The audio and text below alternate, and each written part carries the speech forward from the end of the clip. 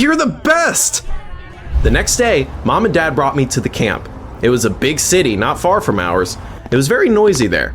I felt like I was on another planet. Everything here is so beautiful and, expensive. My parents met up with their friends who lived nearby and then went home while I stayed in the camp. I felt like a real astronaut. There were all sorts of simulators, wind tunnels, and even a small observatory there. We were fed like real astronauts in space too. Check this out. I added water to a certain powder and ta-da! Got my lunch. By the way, it's called freeze-dried food, science and no magic. I was over the moon. It was time to make new friends. My gaze fell on a stunning girl. Her name was Miranda. We hit it off. She wanted to become an astronaut and knew a ton of interesting facts. It rains diamonds on Jupiter. Can you imagine? I instantly fell for Miranda. I was ready to go to the edge of the universe for a girl like her. We spent the whole day together. Soon, she introduced me to her friends. It turned out they all went to a private school that specialized in astronomy. It was apparently easy to get into the aviation academy I'd read a lot about if you graduated from that school. Unfortunately, studying there was ridiculously expensive. Things were going great until a nasty guy called Nick appeared like an asteroid. That jealous moron was Miranda's ex, and he didn't like me right away. June, go back to your village.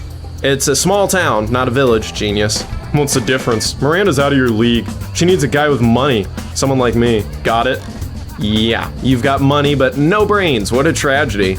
We glared at each other, and then Nick came up with an idea. Come on, whoever lasts longer on the carousel will be the king of the camp. Unless you're scared, of course. Easy. I agreed without hesitation. We got on the carousel, and it started spinning. I could do it all day without feeling nauseous. Nick begged for mercy after a minute. Stop it, I'm gonna throw up. He got off and ran away into the bushes. I'd earned the respect of my new friends.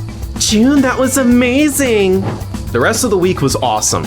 I became the king of the camp and enjoyed every minute of my time there. I didn't want to go home when the time came because I didn't want to say goodbye to Miranda.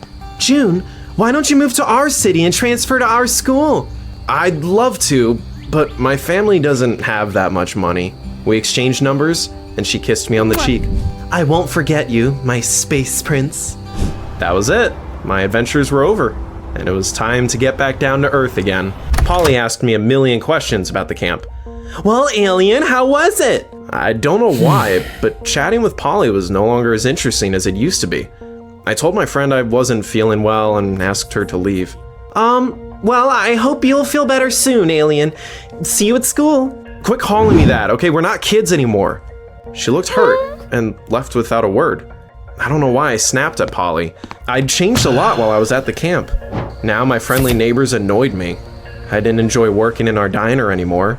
Our tiny town seemed too small for my huge dream. I started to think about moving to the city. And one day, I told my parents about it. I want to study at a private school. I could stay with your friends. Please, Mom, Dad, I want to get into an aviation academy and become an astronaut. It's my dream. They exchanged guilty glances and said we couldn't afford it. Polly overheard our conversation and tried to talk me out of it too. Why do you want to study at the private school?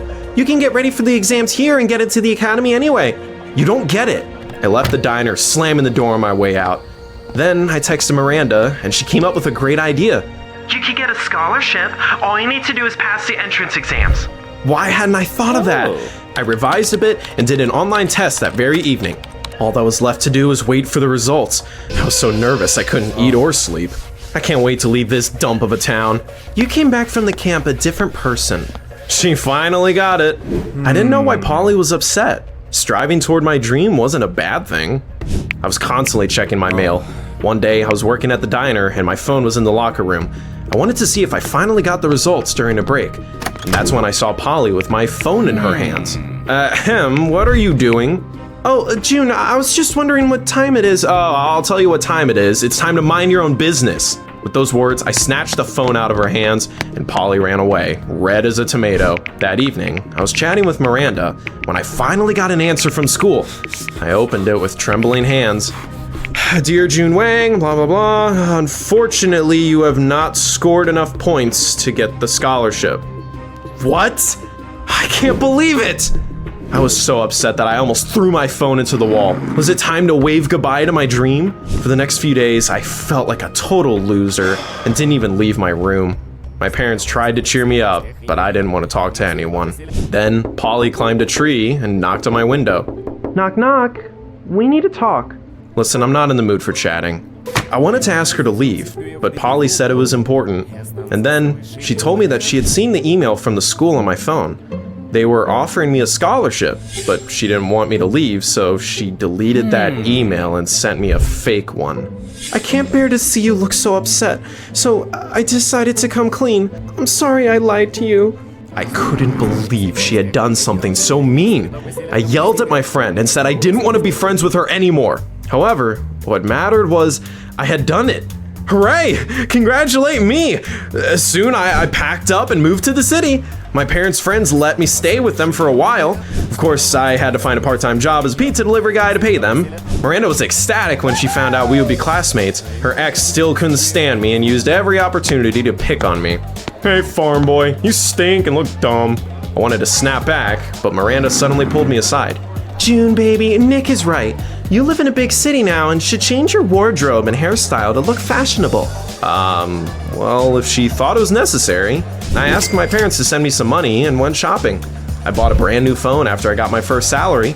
In the evenings, Miranda dragged me to cool clubs and exhibitions to keep up with the latest trends. I liked my new life. Unfortunately, I barely had any time to study. Soon, I realized dating a cool girl like Miranda was very expensive. She loved expensive gifts and unusual dates. I had to find another part-time job to keep her happy.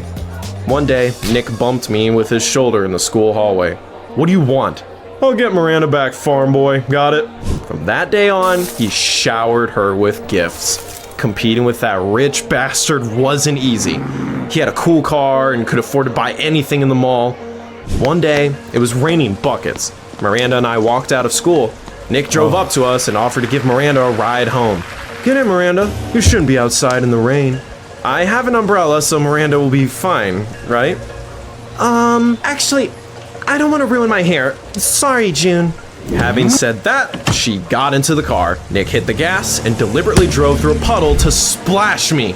I realized that I had to get a car if I didn't want to lose Miranda. I called my parents. However, they said they were short of money. They were of no help. I broke my piggy bank, sold my phone, and borrowed some money from my classmates, but it was still only enough to get an old rattling scooter. I was hoping it would impress Miranda anyway, so I bought it and headed to a party all my new friends were at. Guess what I saw there? My girlfriend was dancing with Nick. Miranda, what are you doing? I've been working my ass off and you're flirting with that idiot? Sorry, June. I realized that I'm way out of your league. Nick bought us a trip to Rome. What could you possibly surprise me with? I felt like I had been slapped. Humiliated, I left the party. The cherry on top of that rotten day was that my scooter broke on the way home. Wow, great! I stood on the side of the road and asked passersby for help. After all, I didn't have any money for a tow truck, but everyone walked by indifferently. That's when I realized how much I missed my town and friendly neighbors. While I was getting the scooter to the garage, I decided that I would not give up. I would buy a car so cool Miranda would forget all about Nick. The holidays came, and I went home. I was planning on working at my parents' diner to save up more money. When I came to the Tubby Tabby, I saw an unfamiliar sign. It turned out my parents had sold their cafe. What? Why hadn't they told me about it? I ran home and was even more surprised. A new family lived there now. Was I being pranked again? I called my parents, confused. Oh, June, you didn't tell us you were coming. Mom said they had recently moved and gave me the new address.